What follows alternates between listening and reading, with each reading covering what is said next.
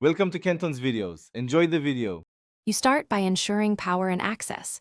Check the lock battery is above 20% or attach a stable power source, and sign into the Nest app so you can reconfigure afterward. Once done, move within Bluetooth range and locate the reset pinhole or button on the exterior or interior module. Pressing the button starts the hardware reset sequence. You do this to clear local settings and allow a fresh pairing. Make sure you understand that this erases saved users and codes. You now perform the reset. Insert a small tool into the pinhole and press firmly for 10 to 15 seconds until the LED pattern changes. This long press forces a factory reset by clearing stored Wi-Fi credentials and user data, which is necessary when ownership transfers or persistent faults occur. While holding, observe the LED flashing sequence.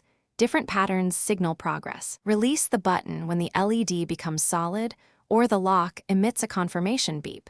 And then prepare to You finish by re-adding the lock in the Nest app. Choose Add Device, follow the pairing prompts, and enter any new Wi-Fi or account credentials. Once paired, recreate user profiles, passcodes, and check for firmware updates to ensure security and performance. Make sure to test lock/unlock cycles and remote access.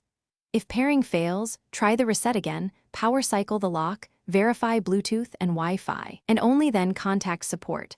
Often a second reset or fresh batteries resolves the issue.